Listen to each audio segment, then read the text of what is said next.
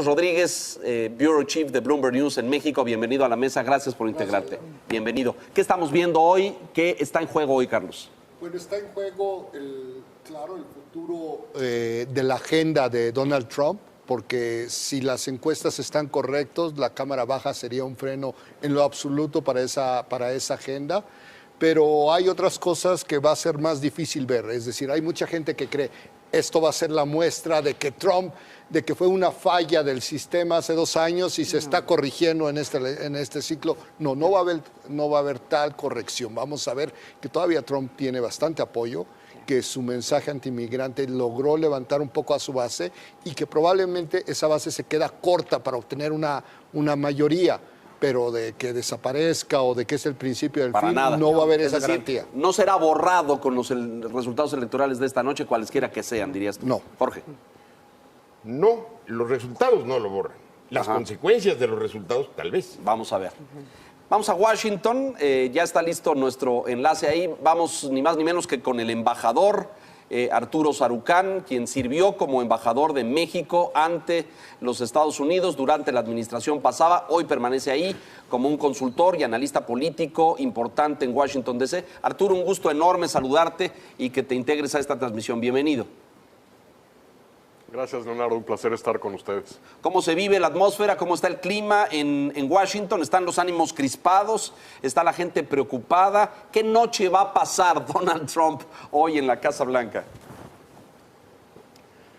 Yo espero que mala, pero ciertamente el clima no ha ayudado. No ha dejado llover en toda la costa este y en la zona de los Grandes Lagos. El clima puede ser un factor en deprimir niveles de votación. Entre menos asistencia a las urnas haya, mejor para los republicanos, dado lo que está en juego, pero ha habido niveles, parece ser, en todo el país elevados de votación, a pesar del clima. Washington es una especie de burbuja porque es una ciudad muy demócrata, pero, por ejemplo, ya tenemos muy buenas noticias aquí en un suburbio de Virginia, en donde una de las legisladoras republicanas en la Cámara de Representantes que buscaba la reelección, Barbara Comstock, el distrito 10 de Virginia, acaba de perder su reelección. Era una de las abanderadas del trumpismo en el estado de Virginia, y Virginia, que ya en la elección de gobernador hace un año mostró que el voto suburbano, sobre todo femenino, salió en masa a mandar un mensaje de rechazo a las políticas y a la conducta del presidente Trump, parece replicar otra vez este patrón en un distrito que era uno de esos que los demócratas estaban apostando poder arrebatarle a los republicanos, y acaban de anunciar que ha perdido ella su escaño, lo cual, para quienes esperamos y le estábamos apostando a una Cámara de Representantes demócrata, es una muy buena noticia. Es buena noticia, sin duda, Arturo, y además, bien dices, una de estas voces emblemáticas del trumpismo. Mencionaste algo al principio que me importa mucho subrayar. Todos los indicadores que tenemos hasta ahora es de una notable, una numerosa afluencia de votantes a las urnas. ¿Tienes datos a este respecto en Washington? Se comenta que hay muchos votantes que han ido en todo el país a votar el día de hoy. Sí, estuve esta mañana con el Comité Nacional Demócrata viendo los números y las proyecciones. Están reportando niveles de afluencia y de participación muy elevados. Quizás se vayan incluso en algunos distritos y en algunos estados a superar los niveles de votación de la elección presidencial, cosa que en una elección intermedia generalmente nunca ocurre. Los patrones de participación en todas las elecciones intermedias en Estados Unidos son siempre históricamente más bajos que las presidenciales, pero el hecho de que esta elección se ha convertido en una especie de referéndum sobre el presidente, creo que ha logrado movilizar a actores y a grupos que en el 2006 no participaron con los niveles que el Partido Demócrata hubiera esperado. Uno de esos ejemplos parece que se está materializando, pero habrá que esperar a ver el cierre hoy en la noche o incluso hasta mañana.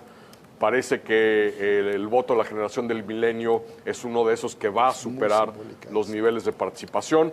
Donde no parecemos tener buenas noticias es con este gigante dormido del voto hispano que sigue sin despertar y que si bien en algunos distritos, en algunos estados, estamos viendo niveles de votación elevados, a nivel nacional no parece romper este techo que el voto hispano no logra romper y que, por ejemplo, en el caso de Texas, donde hay una de las 8 o 9 elecciones emblemáticas que hay que seguir con cuidado esta noche, la del escaño que ocupa hoy Ted Cruz en el Senado, si todos los hispanos que tienen derecho a registrarse y a votar lo hiciesen, hoy Texas ya sería un estado bisagra, púrpura, entre republicano y demócrata, pero pues sigue siendo un estado hoy por hoy republicano, ¿no? Todavía vamos a esperar al final de la jornada y a lo mejor es improbable porque es un estado muy rojo, muy republicano, pero sí aparecen algunos signos. Numerosa afluencia. Tú tenías datos de un preregistro y voto adelantado, Jorge Berry, muy numeroso antes de la jornada del día de hoy, ¿no es cierto? Había mucha gente participado antes de la jornada. Este dato que dice Arturo se confirma con lo que pudiera ser tal vez un porcentaje muy elevado de votantes. En varios estados ha pasado eso y hay algunos estados en los que es particularmente llamativo. ¿Por qué llamativo? Porque el universo de votantes se expandió enormemente. Texas es un gran ejemplo, ¿no? En Texas, la operación de Beto O'Rourke para reclutar votantes jóvenes, los famosos millennials, Estos que decía Arturo, exacto. fue enorme. Lo mismo entre la comunidad hispana. Ahí ves aumentos en el porcentaje de votación en esas partes del universo de 150 a 200%. Entonces, ese es un universo muy difícil de modelar para los encuestadores. Por eso es realmente aventurado predecir qué puede pasar. En Texas van parejísimos. Carreras cerradas, contiendas muy estrechas que debemos seguir a lo largo de la noche, Arturo. Sí, las hay. Yo tengo una lista de 8 contiendas que son las que pueden decirnos cómo nos vamos a amanecer mañana. Una de ellas es precisamente la del escaño por el Senado en Texas, entre O'Rourke y Ted Cruz. Está la gobernatura de Ohio y luego hay 5 contiendas en distritos electorales muy importantes en estados como West Virginia, como California, Minnesota, Texas, Florida y Iowa.